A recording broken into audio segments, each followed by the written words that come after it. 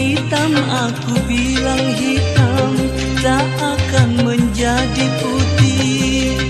Kau coreng arang di keningku.